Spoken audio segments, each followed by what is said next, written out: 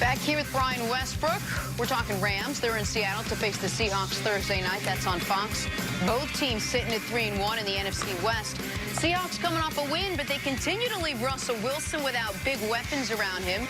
And those once mighty Rams didn't look so mighty last week in a bad loss to the Buccaneers. Brian, your opinion, best team in the division right now? Is it Rams or is it Seahawks? You know, when I look at this thing, I kind of compare it to this. And in the summertime, you want that nice, shiny Mercedes-Benz, that nice, shiny sports car when you got that. That's a good start. Yeah. You want to start there. I know you got a Benz. I know how the receivers like to get down. They like to drive those sports cars and do their thing.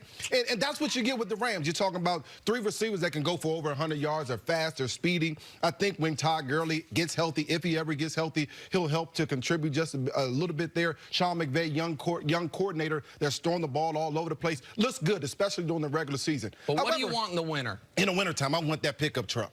I want that truck that's going to say, oh, reliable. Every time I turn you on, I start you up, the heat's going to come on. And if it's snowing, I'm going to put you in four-wheel drive, and I'm going to drive.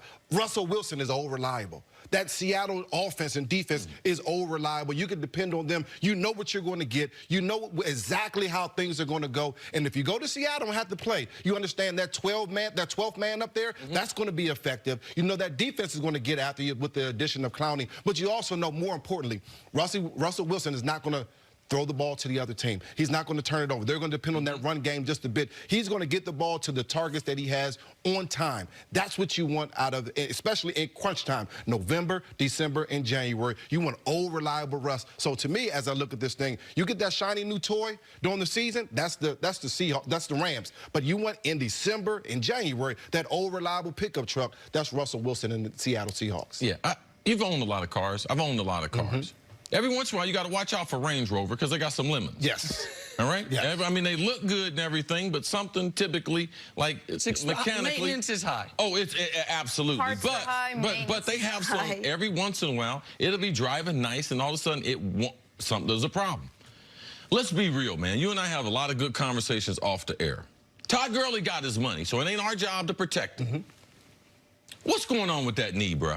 Because they ain't telling us the truth. Well, I'll tell you this. So I tore my ACL in '96. So I played my entire college and NFL with a degenerative knee. So it got worse little by little every single year. And towards the end of my career, I stopped practicing on Wednesdays. I practiced limited on Thursday, and I went all out on Friday, which was a half day, which was kind of halfway. Brian, how many times did you lie to people like myself and Jenna who came to talk to you? Hey, man, we're looking at the film. You're getting. How many times did you just look in our face and just lie? Every week. Every week, because here's the deal. I want you guys to feel like I'm going to be 100%. And what you're seeing right now for Todd Gurley is that he's not 100%. Look back to 2018. It's two different things. This year, he's only seen 8 men in the box 6% of the time. And 8 men in the box is a run-stopping defense. He's only seen that 6% of the time, and he's still not successful. Here's the deal. I think the offensive line needs to play much better. I don't think Gurley is completely healthy. Last year, he was getting contact. His first contact was 2.5 yards down the field. That's a good thing. This year is 1.7. So, truthfully, the offensive line is not getting up to that second level. They're allowing guys into the backfield. He has to do a better job running the football, but the offensive line has to do a much better job. He has to get healthy. I'm not sure that he can get healthier as the season progresses. Unfortunately, it's hard to do that. Well, so let me address this from both teams. Let me start with the Rams. Because the question is, what are the Rams without Todd Gurley? What is any team without their best player? Like, so let's make us the Rams real quick. Chris, you're going to be Todd Gurley. You're going to be Brandon Cooks. We brought you in from the outside because you're an all-pro. Jenna, you can be Aaron Donald because you're the most talented and workout freak. I'll be Sean McVay for obvious reasons. And so, even with Cooks, Donald, McVay, what is this show without Chris? I think it'd still be good, but have to be very different. Have to go through a reinvention. Have to do a lot of things, and you cannot do that on the fly. You have to go through probably a year of figuring out how are we replacing our best guy, and can we? The Rams trying to pretend they don't got to. The Rams trying to just plug someone else in there, even, oh, we're going to call him Chris Carter, we're going to act like that. Did it with OJ or C.J. Anderson. They were successfully able to do it, at least temporarily. Briefly. Short period of time. Very short period But they made it work. With a better offensive line. Okay, so and maybe by the that way, was the difference. They also scored 3 points in the Super Bowl. They also needed the worst they call. got to the Super Bowl. Yeah, but, well, I mean, Todd Gurley got him through in the marathon, through the first 22 miles. You needed CJ trying to get you across the finish line. Yeah, and you... little roly-poly got him there. I mean, Well, Todd Gurley, they essentially had locked up home field advantage before Todd Gurley started. They were 11-1 last year. They didn't have a lot of work to do, and they probably shouldn't have won the NFC Championship game. The offense was non-existent in the Super Bowl. So there's the concern about the Rams. What are you without your best guy?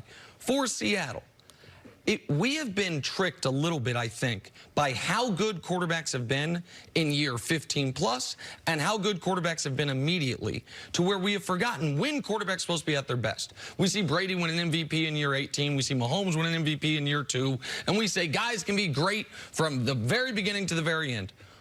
Pro football players are supposed to peak, especially that position, around year 7, 8, 9. Your athleticism hasn't waned. You've seen enough. You have all the experience. Yep. This is year 8 for Russell Wilson, man. Russell Wilson has not all the answers to the test like Brady, but he got a cheat sheet now. His athleticism is as good as it's ever been. He's never been hurt. And so what we're seeing is the best version of Russell Wilson we've ever seen, to where he can offset that lack of talent. So do I think the Seahawks are the favorites? Absolutely. If I were John Schneider, would I be calling up Cincinnati and saying, hey, man, A.J. Green's on that expiring contract. He probably ain't going to stay with y'all. You guys are going to be terrible. Maybe you want to work something out? Sure. Because, of course, to me, for Seattle to be not just the divisional favorites, but the conference favorites, they do need more punch in their offense. But in the meantime, I know what Seattle's identity is. They never lost their best player because they still have Russell Wilson. But when it comes to the Rams, you're right. They're not going to be able to change midway through the season. This is who they have, this is who they got, and this is who they're going to try to win with. Is it on Sean McVay to be able to do what he couldn't do in the Super Bowl against New England, which is try to adjust, which is we know what he's going to do, but can you figure out a way to change that and adjust midway through a game, midway through a season, to put your team in a great chance to win? The tough adjustment is the player still wants to play. You only got 60 snaps. They got a third-round draft pick that he needs to play too. And he might be better than Gurley right and now. Jared Goff, I got to protect him. So I only got so much when I don't have good pass protection. I don't have a running game. There's only so many sexy routes that I can run. There's only so many times that I can just flat fool the defense. Sometimes you got to drop back 5 steps. He's got a curl. He's got a flat. One of the guys got a deep. And I got to pick a guy and let it fly and put it on him. And that's what they don't have in Jared Goff. I'm not here to try to say bad things about Todd Gurley. I just think if you're in the football community and you're analyzing the Rams, you should analyze them with the thought he will never be what he was. That's the only truth that we can put on the situation. We can't keep saying, well, what if he gets healthy in December? This is not something that typically gets better. You know what? Jared Goff, 68 passes last week, 3 interceptions and a fumble. That's not going to get it done. So they have to find a way, whether it's Malcolm Brown or a little bit of Todd Gurley. To me, for Todd Gurley only had 1 game over 15 carries, that's just not enough. If you're going to have to wear him down, let's find out right now if it's going to be too much, because in January, you're going to have to play 3 or 4 games, and you're going to have to win those games. We're going to need Todd Gurley. I know we want him to be healthy, but I want to find out right now, can he withstand that type of beating, or did that mean that we need to get Malcolm Brown ready? If we need to get the youngster ready, we're willing to do that, but we have to find out what we have in our horse. Gurley is that guy. He still has that ability. He's a slasher. It's just he can't do it as frequently because of that knee. And Seattle, they are missing Doug Baldwin. But you can believe that Pete Carroll and John Snyder, general manager, if you want to find out where Antonio Brown might land, when he gets done taking them online classes, Seattle is the most likely landing spot for AB when he resurfaces. They had interest in him before he went to New England. They still need a wide receiver. Their locker room and their culture can handle it.